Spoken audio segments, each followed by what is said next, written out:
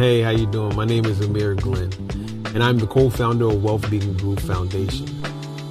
Welcome to Shine Academy. Shine stands for Smart Habits, Inspiring Next Level Excellence. And today is another step towards you building the future you deserve. Let's grow, let's learn, let's shine together.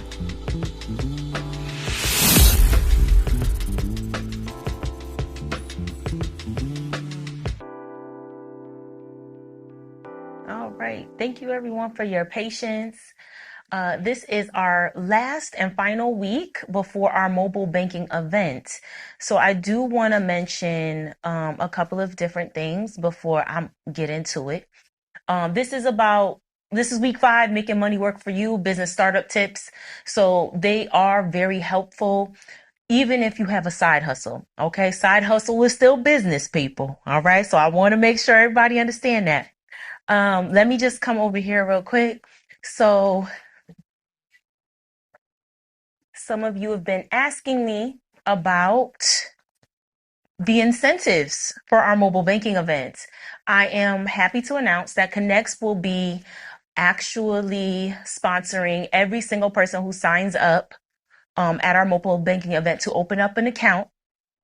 They will be actually providing your membership account. They'll be funding it with the $25 that's required. Now, you can earn up to $75. What does that mean?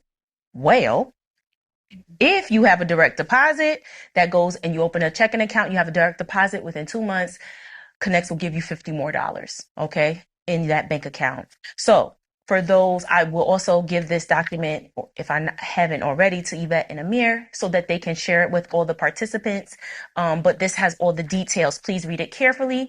Then I've also brought my community banking brochure, which highlights some of the financial products I think that the community would best benefit from. So if you're in the room, grab one of these, kind of think about what you want to do, because we're actually providing your membership funding. So you can open up any account. If you would like to open up the account, please make sure, I have notes. Please make sure you have your social security number. You don't need the card, just the number, your license. And if your address isn't the one that you're using on your license, 2 forms of mail. All right. So 2 pieces of mail to show that your address. Outside of that, I'm very, very excited about next week. I will have snacks for those who are looking for snacks.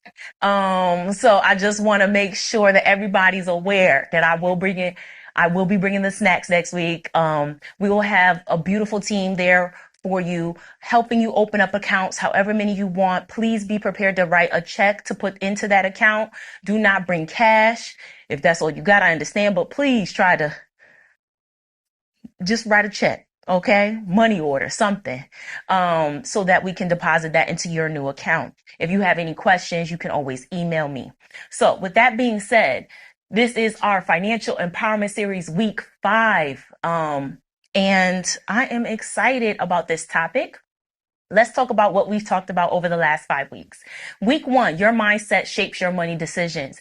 It is about making sure you have purpose for your money, right? So we have talked about how if you don't have purpose, money will sit and eventually be spent and you won't know where it will go. So understanding that your values and what purpose you put to your money actually helps define your spending habits. Week 2, budgeting gives your money direction. So if you've got vision and purpose and goals, now we need to figure out how to get there. That's the budgeting. That's the roadmap. Week 3, we discuss banking relationships, support your financial growth. So find the financial institutions that work for you. Find the financial institutions that make you feel comfortable, the institutions that are going to actually help you towards your goals. So check the interest rate. Check the vibes. All right. Is it a bank that makes you feel comfortable? Are the people knowledgeable? Do they know all the products inside and out?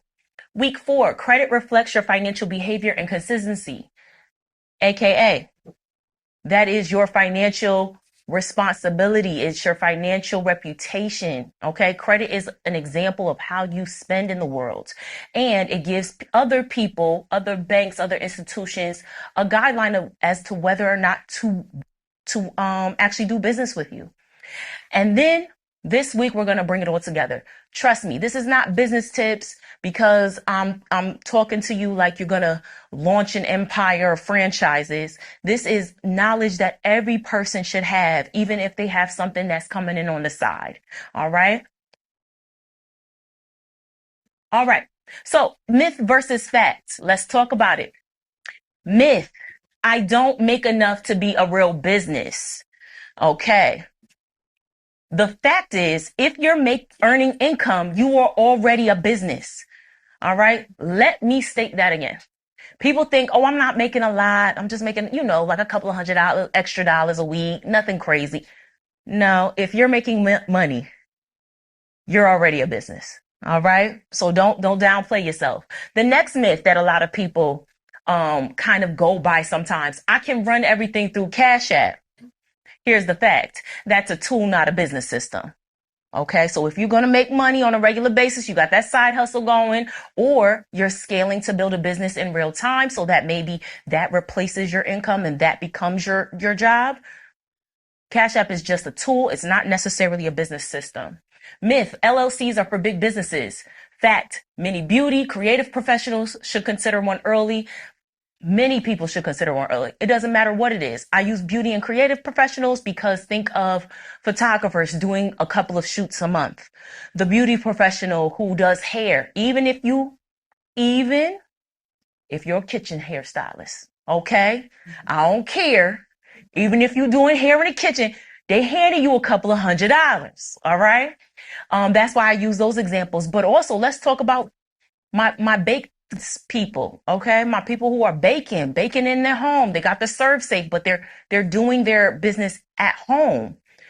This is still a situation where Cash App is cool, but after a time, you're going to outgrow that, especially if you get popular. And please don't let the food be good. Oh, you got loyalty customers around the corner after that, right? So these are myths, and I just want to kind of dispel those myths with fact. All right, this is a let's be real moment. Starting a business. You don't need everything to be perfect to start. Waiting too long can delay your growth if you are looking to scale. Most people overthink and under execute. Let me say that last one. Most people overthink, under execute. You plan, and then you don't start. Okay. Now, for all my people who are just doing side hustles, even if this is Airbnb, Turo, okay, this is the real reason why I'm saying this, because people think business and they think, oh, I need a brick and mortar. I need something. This needs to be the thing that's replacing my job. No, it doesn't. There's a lot of people out there that you don't even know that they got money on. Listen, they show up to work to keep things looking a certain way. They don't want you to know what they're really doing on the weekends and in the evenings. Some people are building wealth quietly. And sometimes that can be funded by side money, right? Money outside of your initial income. So don't overthink it and don't execute with this one. Another let's be real moment, money and business. If you don't track your money, your business will struggle. So if you are making a few extra dollars, trust and believe, I'll say this again, if you are making money in something outside of your regular job, it is still a business. If you don't track that money, if you don't know where that money is going, guess what? You're probably going to spend it and you're not going to know where it's going to go. And it's going to feel like maybe this side hustle is futile. It's not really doing anything for you. So that comes back to our values, our purpose. What are we doing with our money? I really want to speak to my passive income people.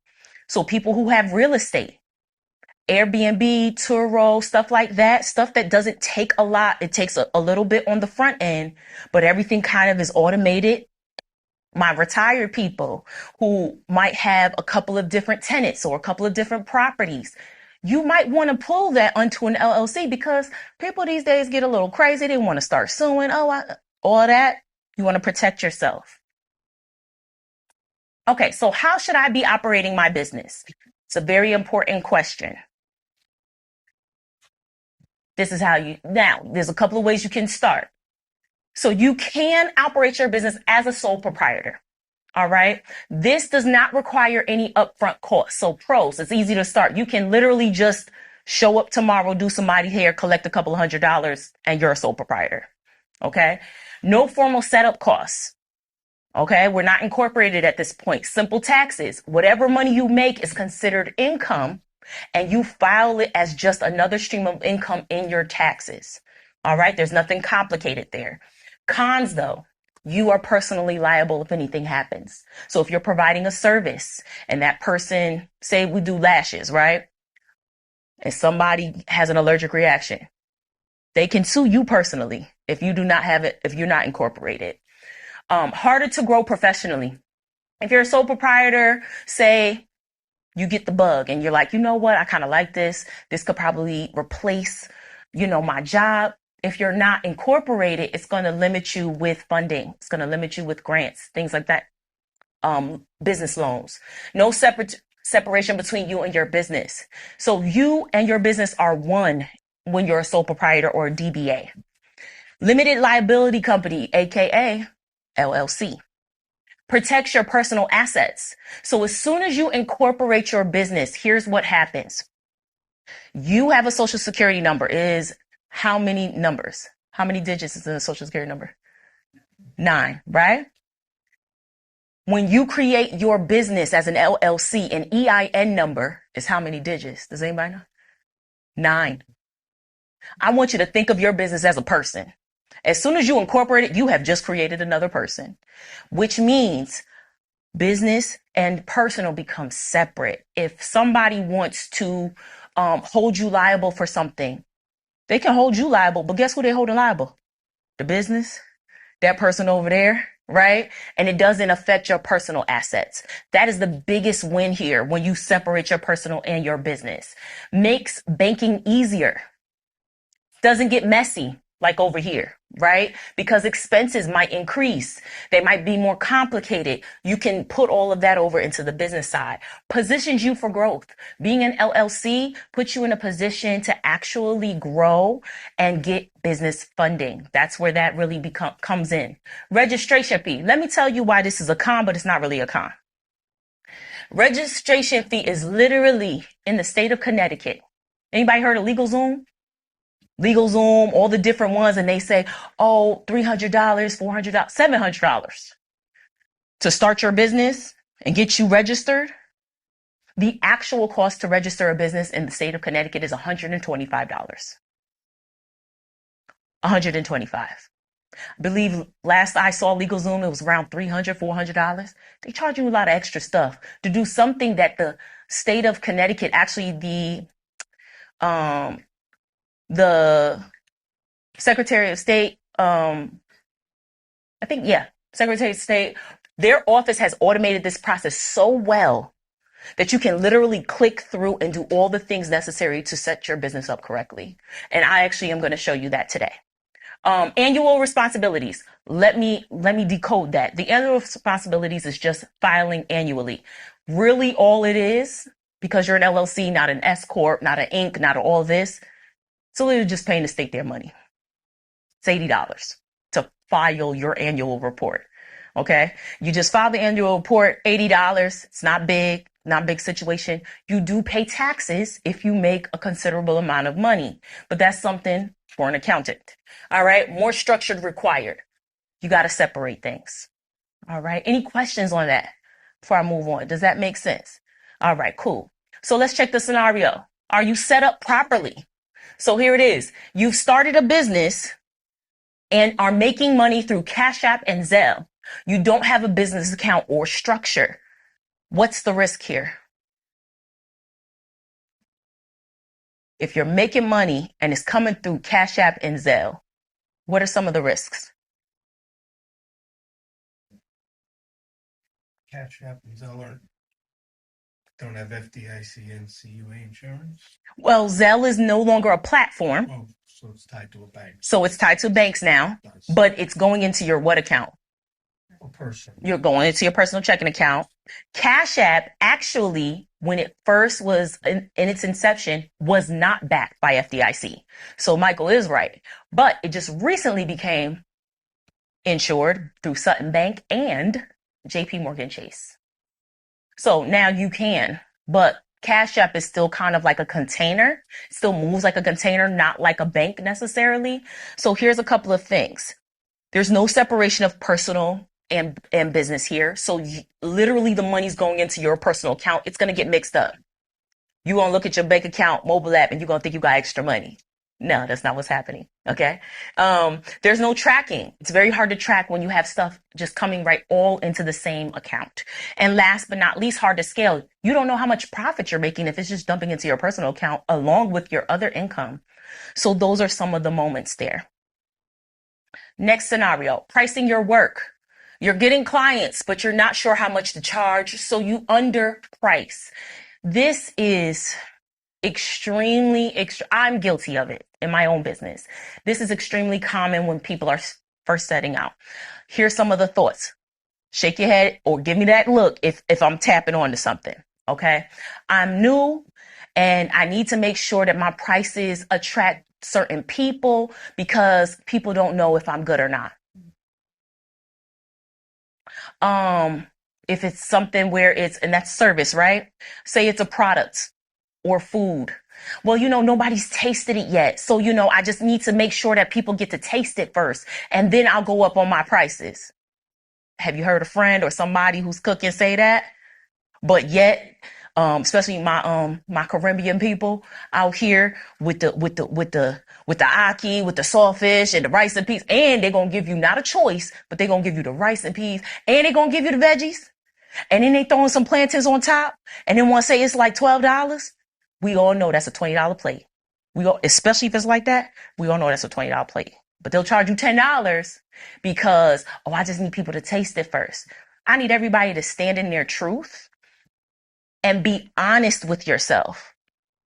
If everybody all your life has told you that your food is delicious and has requested for you to make the mac and cheese during the holidays, I just want you to know you hood certified. Okay. We need to charge the appropriate price. Okay. Nobody's just asked off the cuff to do the mac and cheese or the sweet potato pie. Like if it's messed up, it's messing up the holiday season. Okay. So I need you to stand in your truth, know what you're worth and do your research. Here's the teaching point here. Do your research. See what other people in the area are charging. This is where market research comes into play. So I've said all that, but how do you actually start your LLC? Choose your business name. What is lovely? Once again, I never thought I would talk about bureaucracy in such a positive manner, but I have never seen a site so efficient. The Connecticut website the Connecticut Secretary of State website that allows you and helps you actually file your business and register it as an LLC allows you to search for your name before you actually register so you don't have any conflict. You get to search for your name and see if the name is even available in the state of Connecticut. Then you check the availability. You register with your state. And for this purpose, because we're in Connecticut, I have Connecticut. This has a live link here. We'll click it at the end. And then you apply for your EIN. Here's another beautiful thing about this. It says apply for your EIN. In other states, you register with your state and you still have to go to the IRS website. EINs are free. If anybody tries to charge you for one, please know it's a scam. In this process, it puts it at the end. So you get your EIN, your registration and everything through this. And I'm telling you right now, it takes about 20 minutes to do. Okay. Once you're done, it gets all emailed to you. Mind you, this is the work of COVID. Okay. Because before I personally went to the office in Hartford. Now you don't have to go. I had to wait for my stuff to get mailed to me. Now it gets emailed to you. All right. Very efficient. I never thought I'd say that. Very efficient. Once you have all of this, then you can open your business bank account. Most financial institutions will not allow you to open a business bank account unless you have an EIN, a registered address for your business and the actual registration itself. Okay. So this is because I thought we were going to be in the other room and I was going to get to draw on the board. So I'll just talk about it. All right. So the truth about side hustles, here's what it is. I've already kind of talked about it already. My people who are just making money on the side to just kind of supplement or create some kind of savings and really trying to, put some money away. Side hustles are businesses. That's the truth. Okay. So even if it's a couple of $100s a month, trust me, if you put any kind of effort into your side hustle, you could probably generate an additional $1,000 to $2,000. Okay. Turo alone is something that's very popular, especially around graduation time. People are coming in. Do you know how many colleges and universities that are in the state of Connecticut? It's insane, just in the New Haven area alone. All right. So Turo is very popular. Believe it or not, Airbnb, even though we're not New York City, Airbnb in Connecticut is big. So I'm just naming these because these are popular side hustles that people don't do full time. They actually create passive income and they're available, and people think that they're side hustles. They are. They can be, right? But if you bring in an extra $2,000 a month, what we doing for real? Let's track that. Let's make sure we're putting this in somewhere. Let's create legacy, create the freedom, create the comfort that you're talking about, right? So that's what I wanted to kind of pinpoint there. Here's where people stop. Some people are not aware that there's a little bit more work to do once you register your business. After your registration, registering your business as an LLC is only the beginning. Create an operating agreement. Okay. Does anybody know what an operating agreement is or heard of it? No? Business plan or different than a business? It's different than a business plan, but it gives the same energy. No, you're on the right path. So your operating agreement does a couple of things. It says what the ownership structure is going to be. So this is if you're going to run this solo, you are the full-blown owner of this business. You own 100% of it, or if you have a partner, and what that split is. So it could be, you and your husband, you and your wife, and because it was your idea, it's 60-40, honey, because I don't know where this relationship gonna go. I don't know. Not speaking on your relationship. I'm just saying, okay, whoever's idea it is, okay? You might want to do a 60-40 or 50-50 if things are solid. You know what I mean? Stuff like that. Decision-making authority. Who has the last say? This is important. If it's 50-50, then it has to be something where both parties agree in that decision. Where are we going next, right? What are we going to do next? If it's a 60-40, or if it's more than two people, how are decisions made? Okay. How profits are distributed. Big one. A lot of people don't think about that when they start making extra side money. Here's what happens. The money's happening and then you go, oh shoot, I got a bill. You take out the money, go pay the bill. Because I got extra money. I can pay the bill in full. I don't got to split it. All this wonderful stuff. I'm so happy for you. But guess what? That ain't it. Okay. You have to decide how money's going to be made.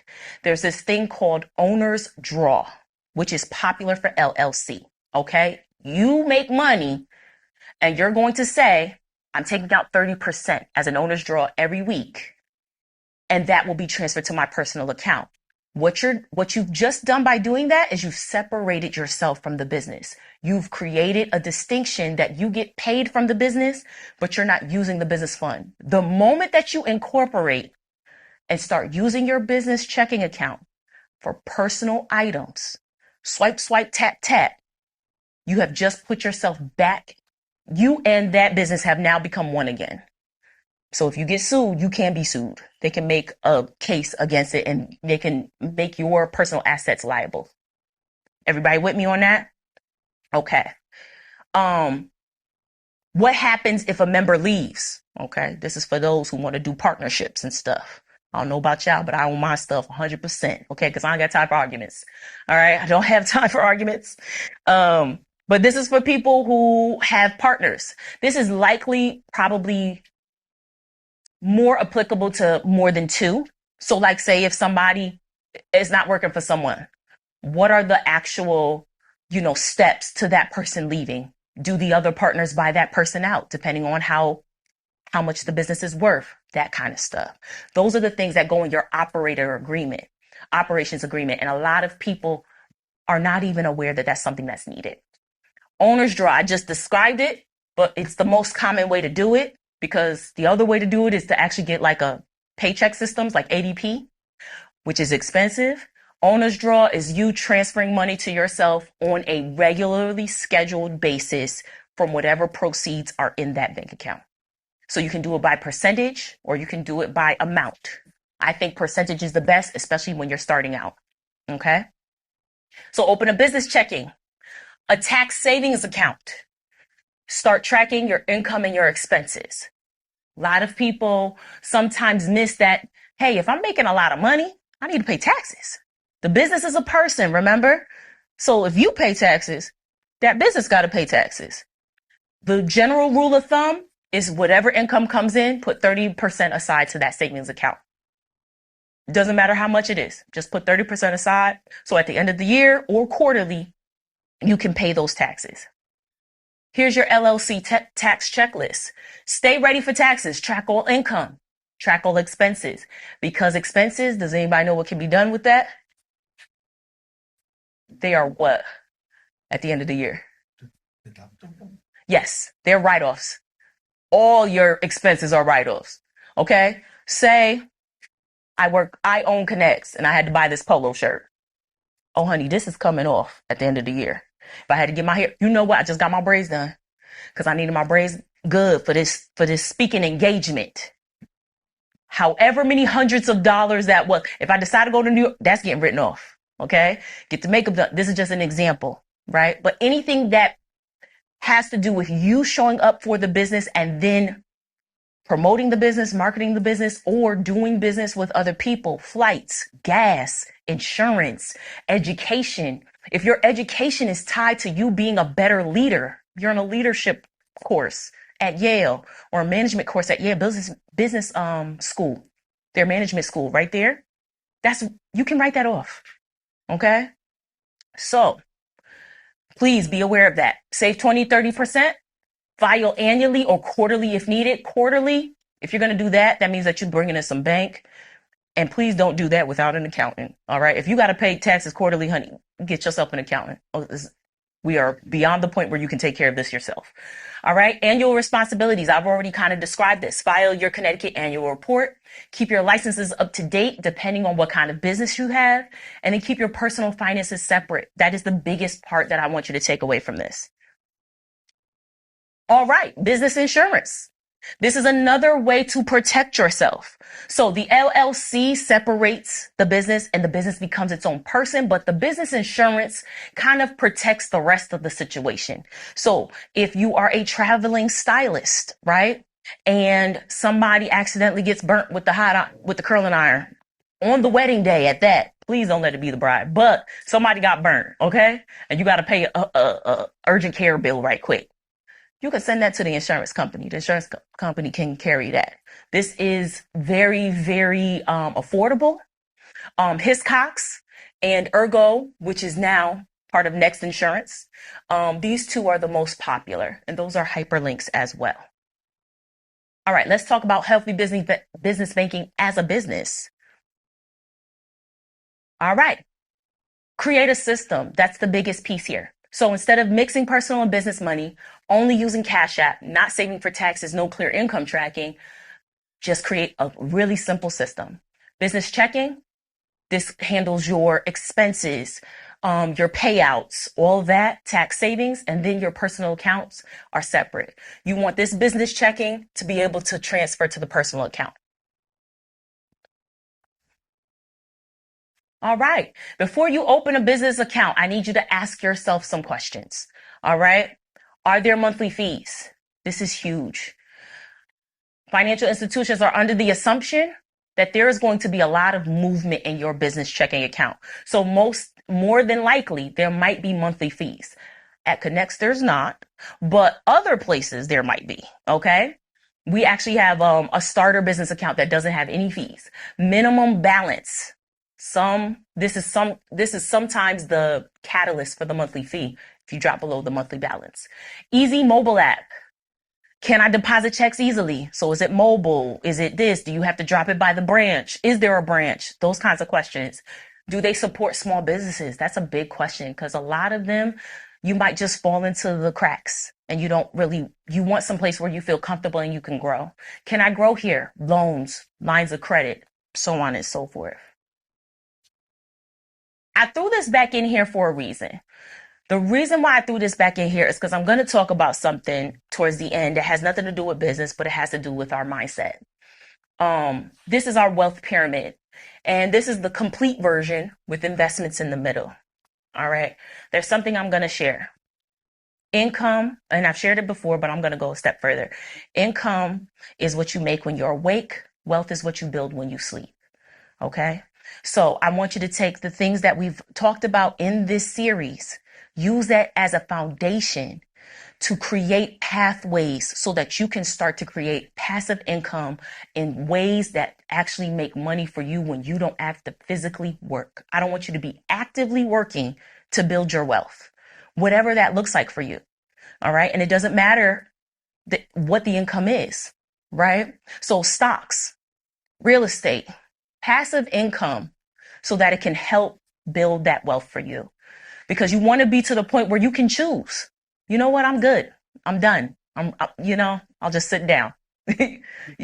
Or decide when you want to leave and go on vacation, or be more comfortable when your children say, you know what, I'm going to go to college, or you know what, I don't want to do college. I want to start a business. And you can be more comfortable in those decisions. Getting paid. So getting paid can be a couple of different ways. We talked about Cash App a lot, but here are 3 that are really, really helpful. Now, because they are merchant accounts and they allow you the opportunity to charge other people, it is a convenience, right? So Clover is best for simple setups, physical systems and registers, more structured environment, but they have POS systems that you can put in your hand as well, because I have one. Square is best for solo professionals, easy card readers, simple, quick setup. Let me make this point. Square is actually really cool if you want to work within their whole ecosystem, because they have the website side.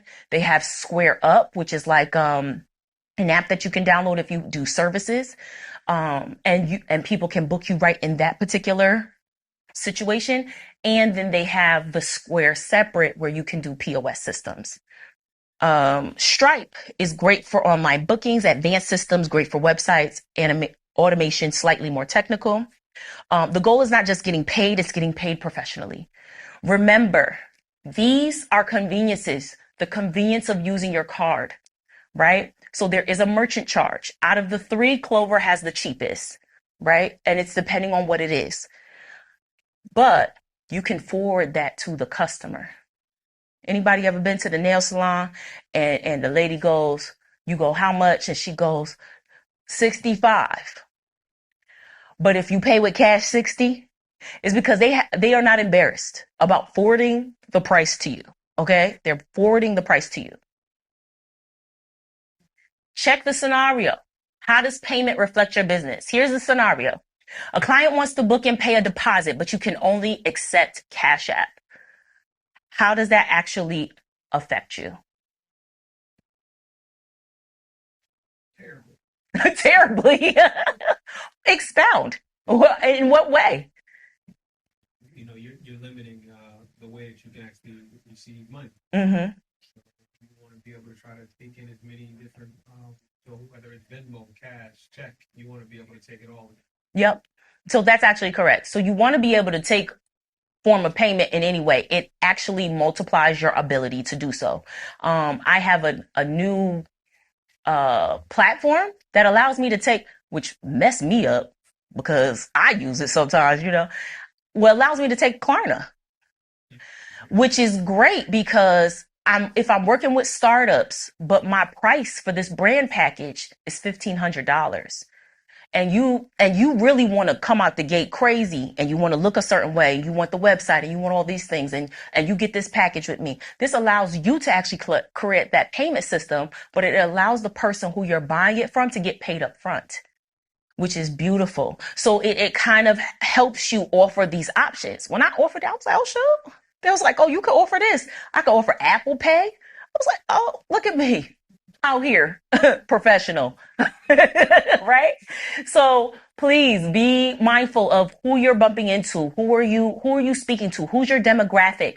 And you want to put yourself in a situation where you're making yourself available to be paid in so many different ways. Check your business foundation. So just to review, have a separate account.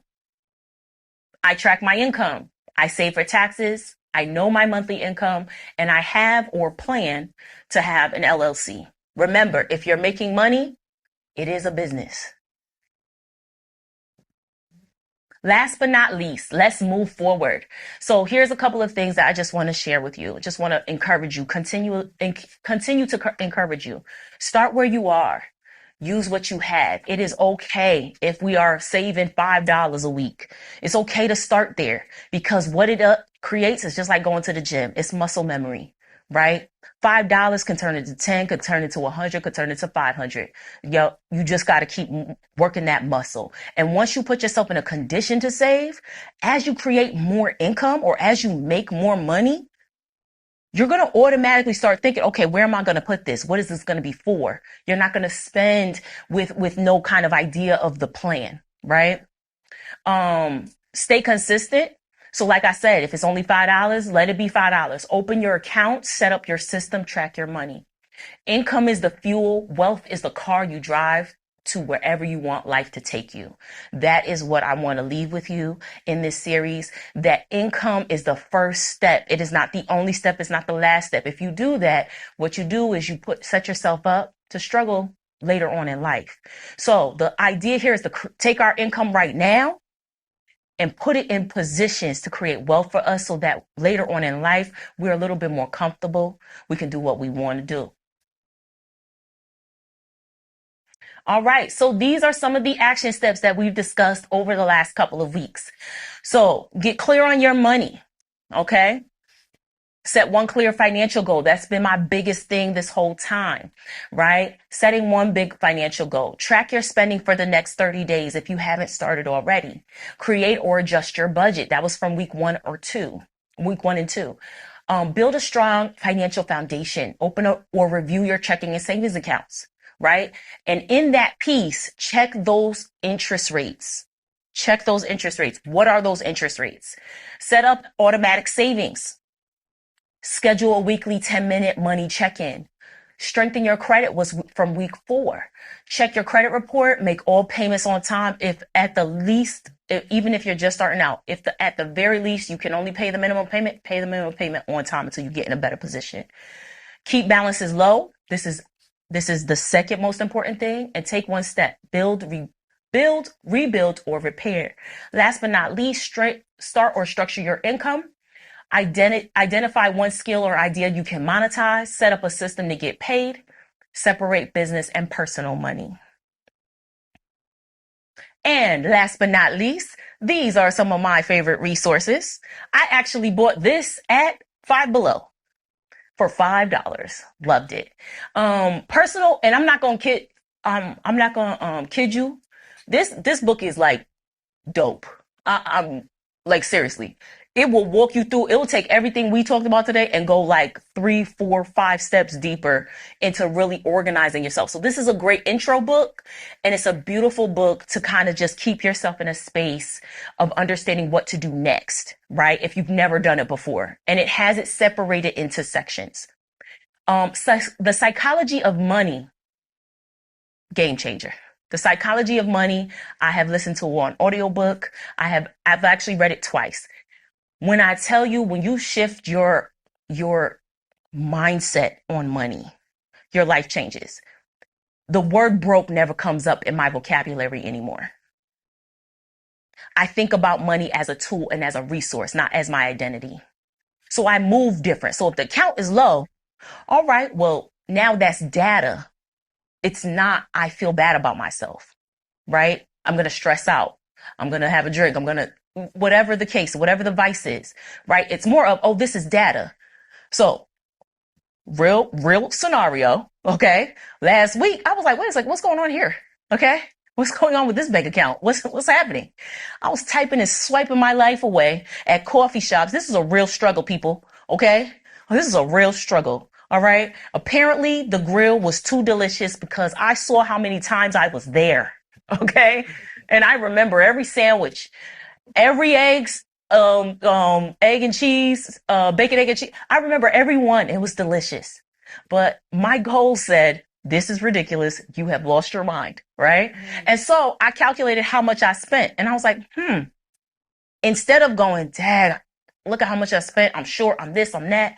I went, okay, so if that's how much I spent, how much can I save? I immediately added that up, put together a plan. This is a no buy April, by the way. So we are no longer buying coffee this month. All meetings must happen in spaces where there is not coffee to buy, right?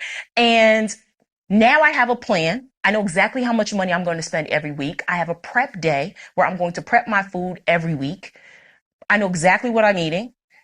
I actually just created a whole system for myself to work through April instead of getting down on myself for spending more than I should have. You see the difference? So now it's not, if it's a resource and a tool and it's not your identity, it becomes data. It informs you of what your behavior is. And if you don't like it, now you know how to change it because you have the data. Okay. Last but not least, and I know she's first, but last but not least, the reason why I left her last to talk about Tiffany is amazing. The Budgetnista. I have followed her on Instagram when she first started.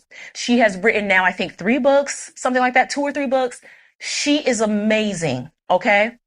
What's awesome about her is that she's a former educator on top of it. And she is actually one of the people responsible for passing legislation in the state of New Jersey for financial literacy being in schools. She is the GOAT at understanding how to understand your money. Get good with money. Okay. Step-by-step guide. She breaks it down simply. It's easy to understand. It's very, very easy to actually execute. So those are some of the resources that I have read, that I have enjoyed, that have helped me through this journey. And I wanted to share that with you. All right. And that is all for me. Next week, once again, we're having our mobile banking event. So please, if you're in the room, pick up our incentives because you have the opportunity to have $75 deposited on behalf of Connects towards you. We will cover your opening account that makes you a member, and then you can open any accounts from there as long as it's minimum of $25. We will have direct deposit sheets as well if you choose to switch over to us for your checking account. Pathways checking is my biggest suggestion because it is a no overdraft account. If you want to just use us for your emergency savings, we can do that too. So you can open as many accounts as you like. I recommend check. Please bring your license, have your social security number on hand. And if your license and your actual permanent address is different, bring two pieces of mail. All right. So that's it for me.